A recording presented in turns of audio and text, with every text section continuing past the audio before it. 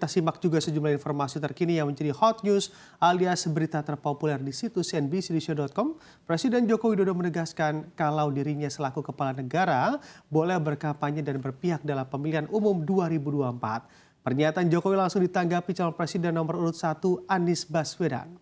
Menurut Anies, masyarakat perlu mencerna dan menilai pernyataan Jokowi. Anies sendiri menyatakan komitmen untuk menjaga Indonesia tetap menjadi negara hukum, di mana penguasa tunduk oleh hukum berlaku. Menurutnya, jangan sampai negeri ini menjadi negara kekuasaan, di mana hukum diatur oleh penguasa.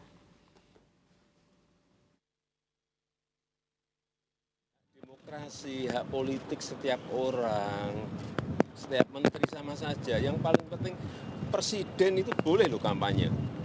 Presiden itu boleh loh memihak. Boleh. Tapi yang paling penting waktu kampanye tidak boleh menggunakan fasilitas negara. Boleh, Pak. Kita ini kan pejabat publik sekaligus pejabat politik. Masa gini nggak boleh berpolitik, nggak boleh. Menteri juga boleh.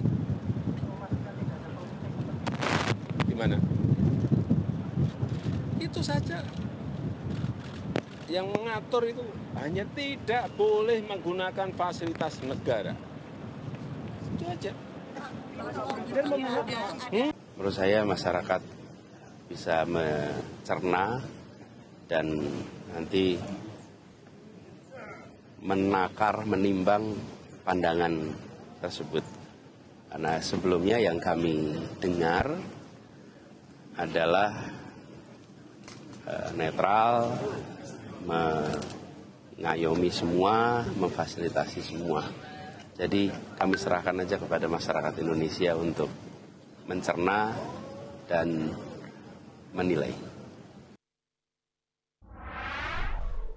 Dan sementara itu tim pemenangan nasional atau TPN Ganjar Pranowo Mahfud MD tidak mempermasalahkan jika Presiden Joko Widodo mendukung atau memihak salah satu peserta Pilpres 2024. Juru bicara TPN, Ciko Hakim, menilai sikap Jokowi bahkan sudah terlihat sebelum menyatakan seorang presiden boleh memihak. Ciko menilai pernyataan Jokowi bahwa presiden boleh memihak dan berkampanye memang sesuai undang-undang. Mengenai sikap Jokowi yang sebelumnya menyatakan aparatur negara harus netral, Ciko menyerahkan kepada masyarakat untuk menilai. Dirinya pun mengklaim keberpihakan presiden yang berdampak pada penggunaan infrastruktur negara untuk memenangkan capres tertentu sudah terlihat sejak lama. Mulai dari penggunaan fasilitas, dukungan oleh menteri hingga pengerahan aparat.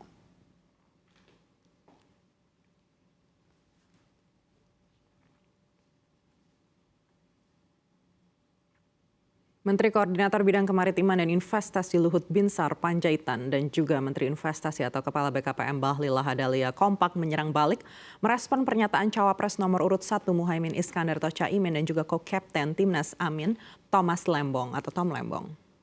Khususnya ucapan Caimin dan Tom Lembong mengenai hilirisasi nikel di dalam negeri yang dinilai ugal-ugalan sehingga membuat harga nikel dunia anjlok. Menko Marves Luhut Binsar Panjaitan menegaskan pusat pengembangan hilirisasi nikel di Indonesia yaitu Wedabai, Maluku Utara serta Morowali, Sulawesi Tengah telah mampu menurunkan kemiskinan khususnya di wilayah pusat pengembangan hilirisasi tersebut.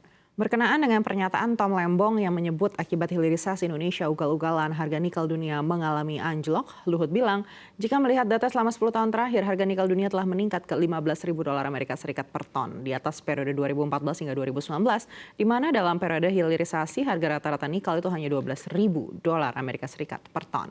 Setali tiga uang dengan Luhut, Bahlil pun menampik tudingan Caimin dan Tom Lembong yang menyatakan hilirisasi dilakukan secara ugal-ugalan. Bahlil justru mempertanyakan bahwa Caimin dan Timnas Amin itu tak paham soal hilirisasi.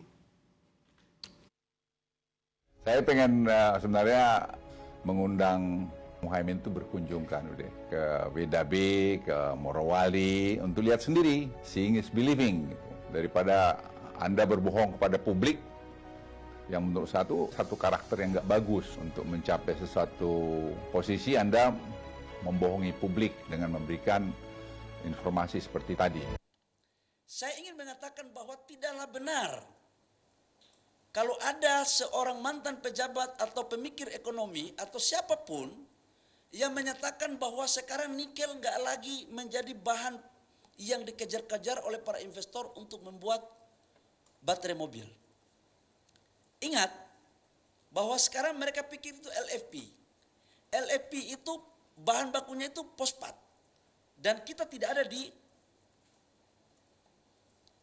negara kita. Litium pun kita nggak punya.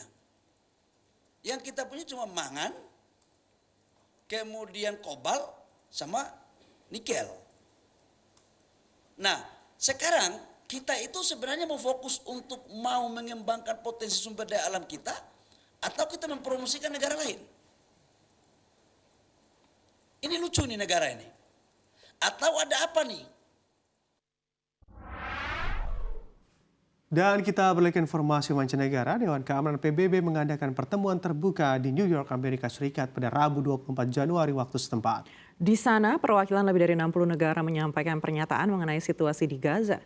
Sekretaris Jenderal PBB Antonio Guterres menyampaikan pidato dalam pertemuan tersebut di mana ia melukiskan gambaran situasi yang suram dan semakin buruk di Gaza. Menurutnya, penolakan yang jelas dan berulang-ulang pada minggu lalu terhadap solusi dua negara di tingkat tertinggi pemerintahan Israel tidak dapat diterima. Guterres menyebut hasil seperti itu akan memperburuk polarisasi dan menguatkan ekstremis dimanapun. Dirinya pun menyerukan pengakuan universal atas hak rakyat Palestina untuk membangun negara mereka sendiri yang sepenuhnya merdeka. Di sela-sela pertemuan Dewan Keamanan PBB, Rusia dilaporkan ikut turun tangan terkait isu ini. Menteri Luar Negeri Rusia Sergei Lavrov melakukan pertemuan dengan Menteri Luar Negeri dan Ekspatriat Negara Palestina Riyad Al-Maliki dan bertemu di New York. Keduanya menyatakan keinginan bersama untuk mengembangkan dialog politik dan memperkuat hubungan persahabatan tradisional Rusia-Palestina.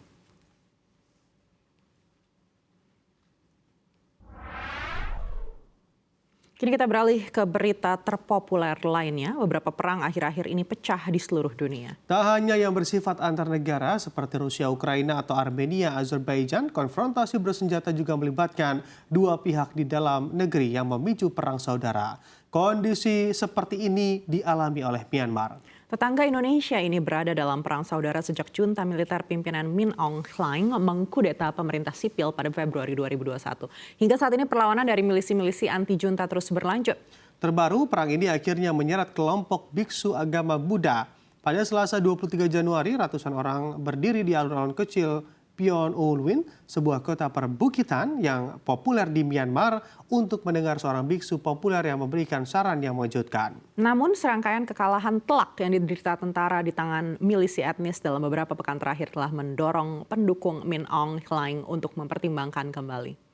Hubungan antara militer dan juga kebiksuan bukanlah hal baru. Para biksu Burma memiliki tradisi politik yang panjang, seringkali aktivisme anti-otoritarian. Mulai dari gerakan anti-kolonial pada tahun 1930-an hingga pemberontakan melawan kekuasaan militer pada tahun 1988 dan 2007.